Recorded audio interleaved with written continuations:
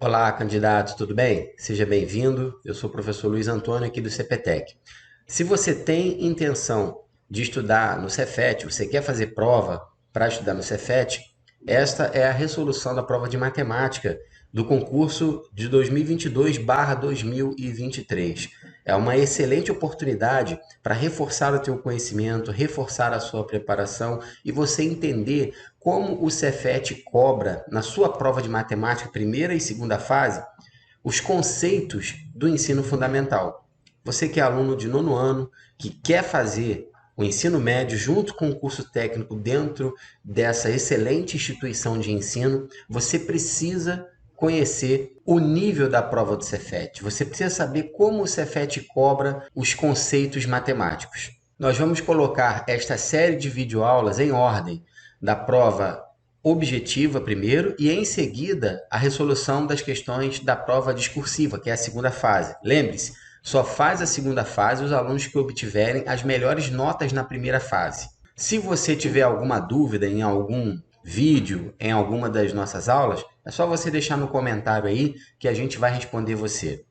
Vamos lá? Vamos ver então como o Cefet cobra as suas questões no seu concurso? Primeira questão de matemática da prova do Cefet 2023, então, vamos lá. Questão de número 11.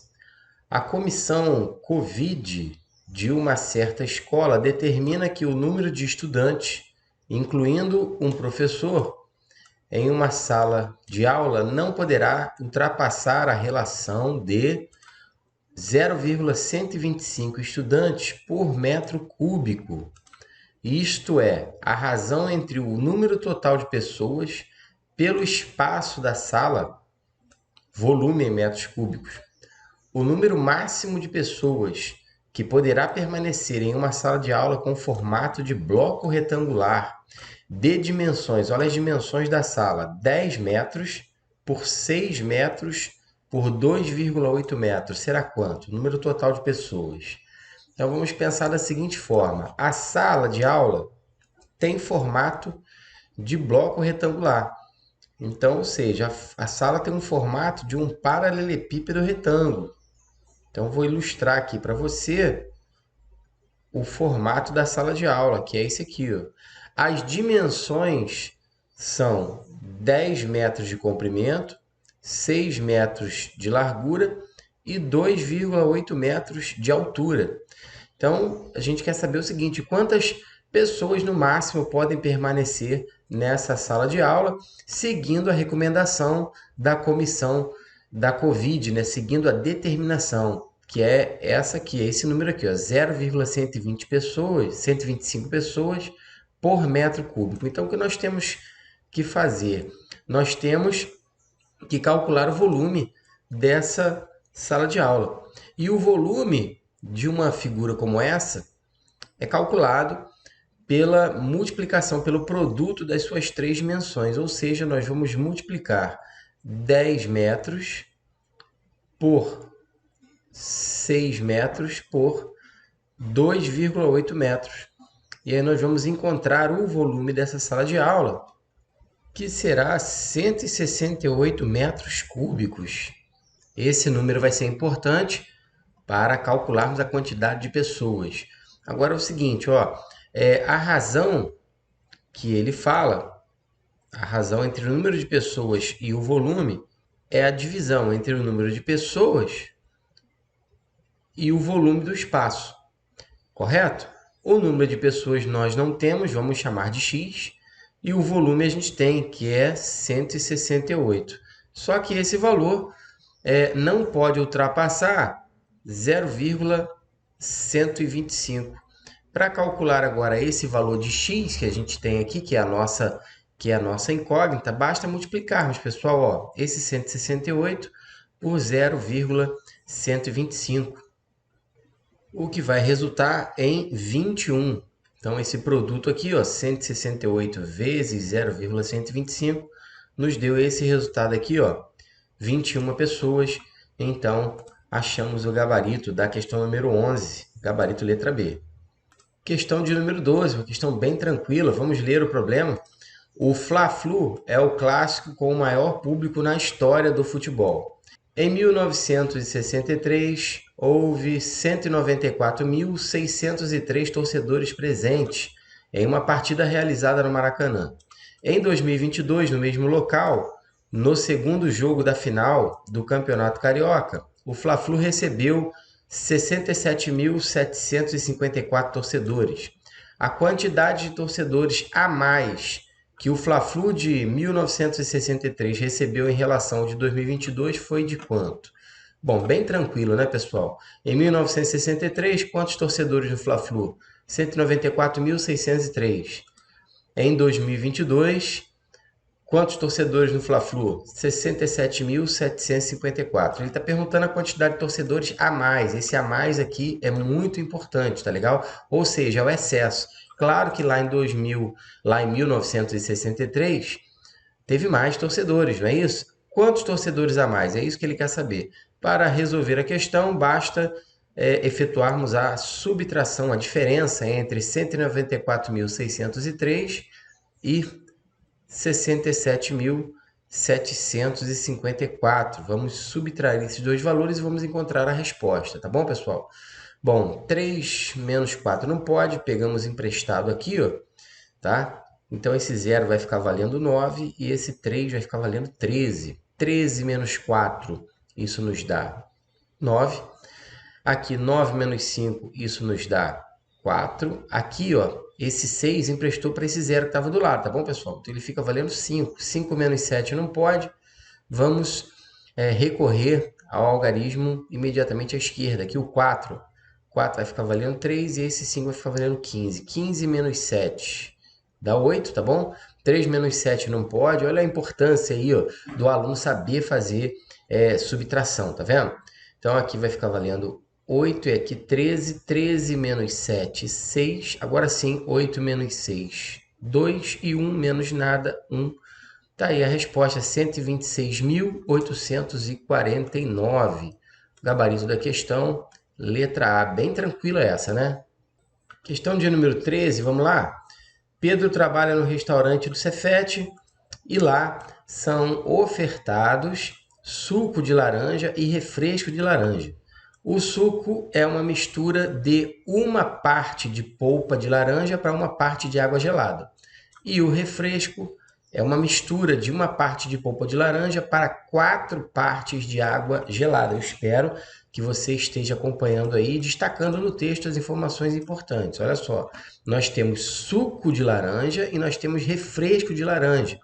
São feitos de forma diferente, tá vendo? As razões entre polpa de laranja e água gelada são diferentes no suco e no refresco.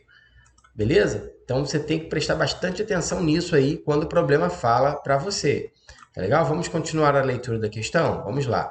Num dado momento, a polpa de laranja e o refresco acabaram, porém sobraram 2 litros de suco de laranja. Considerando que Pedro precisa de refresco, o número de litros de água gelada que ele deve misturar no suco restante para atender a demanda do refresco do restaurante é de quanto? Questãozinha muito bem elaborada. Vamos pensar da seguinte forma. Vamos escrever aqui, ó, suco e refresco. Bom, o suco é feito da seguinte forma, ó, uma parte de polpa e uma parte de água gelada, entendeu isso? Então, para qualquer quantidade de suco, a metade é polpa de laranja e a outra metade é água. Isso quer dizer o seguinte, ó, que em 2 litros de suco, a gente vai ter 1 litro de polpa e a gente vai ter 1 litro de água. Entendeu isso? Entendeu essa razão? Para qualquer quantidade de suco de laranja, a metade é polpa de laranja e a outra metade é água. Espero que tenha ficado bem claro isso para você. Já no refresco, a razão é o seguinte, a razão é uma parte de polpa, tá bom? Para 4 partes de água. O refresco ele é mais fraco, ele é mais ralo, né? Digamos assim. Então, vou repetir para você. Refresco, uma parte de polpa e 4 partes de água. Ou seja, em 5 litros, olha que interessante, em 5 litros do refresco, 1 litro é polpa e 4 litros são água. Entendeu isso? Ou seja, no suco de laranja, tá bom? A quantidade total, tá vendo? Vai ser dividida por 2. Então, metade é polpa e a outra metade é água. No refresco, a quantidade total vai ser dividida por 5, tá bom? 1/5 será polpa de laranja e 4/5 serão de água. Espero que isso tenha ficado bem claro para você. Agora vamos à questão, vamos lá. O Pedro, ele tem 2 litros de suco de laranja, tá bom? Ele não tem mais polpa de laranja, nem tem refresco, porque depois acabaram. E ele precisa de refresco. Eu quero o número de litros de água gelada que a gente tem que colocar nesse suco de laranja para ser equivalente ao refresco. Olha que interessante, ele tem 2 litros de suco. Bom, nesses 2 litros de suco, o que acontece? A gente já sabe que tem 1 litro de polpa de laranja e 1 litro de água, tá bom? Ele tem que acrescentar água. Então, a esse 1 litro que nós já temos aqui, nós vamos acrescentar X litros de água. E a esse 1 litro de polpa que nós temos, nós não vamos acrescentar nada, até porque ele não tem mais polpa, correto? Agora é o seguinte, a gente não percebeu aqui ó, que no total a gente tem que ter, para obter o refresco, no total a gente tem que ter uma parte de polpa de laranja e 4 partes, tá vendo? De água. Então, essa razão aqui, ó, 1/4, ela tem que se manter. Então, agora nós vamos substituir esses valores aqui, ó, 1 litro de polpa, que ele já tem, e embaixo 1 mais X litros de água. E agora a gente multiplica cruzado, essa multiplicação cruzada que vai nos dar o valor de X que a gente precisa. Então, aqui, ó, 4 vezes 1, isso dá 4, e ao multiplicar 1 por 1 mais X, isso dá 1 mais X. Olha que interessante, esse 1 mais X aqui tem que dar 4, né? Então, 4 menos 1 é igual a X. O que eu fiz? Esse 1 que estava aqui de um lado positivo apareceu do outro lado negativo. Logo, a quantidade são 3. Ele precisa colocar 3 litros de água para obter o refresco. O gabarito da questão é a letra B. Questão de número 14, questão envolvendo geometria. Bem tranquila, eu achei bem tranquila essa questão aí. Exige do candidato, claro, uma boa interpretação de texto, né? Vamos lá. O retângulo da figura tem dimensões 11 centímetros por 19 centímetros. Vou destacar isso aqui no nosso texto, ó. E contém 2 circunferências que tangenciam 3 lados desse retângulo. A distância em centímetros entre os centros dessas circunferências é de quanto?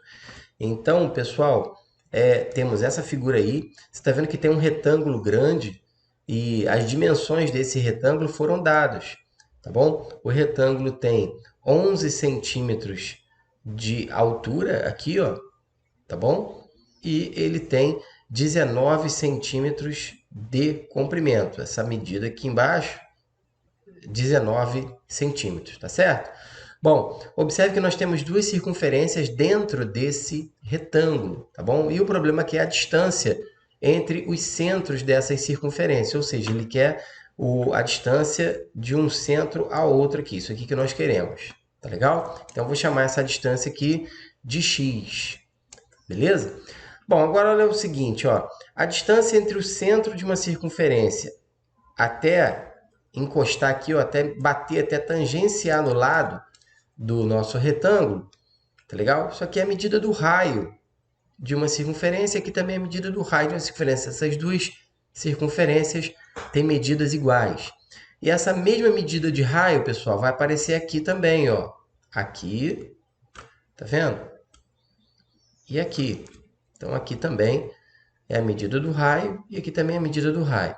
Observem que a medida do raio somada 2 vezes, ou seja, 2 vezes o raio, é igual a 11 centímetros, porque 11 centímetros é a altura do nosso retângulo. Então, eu vou escrever aqui, ó, que 2R é igual a 11. Isso aqui vai ser importante para que possamos resolver a questão, tá legal?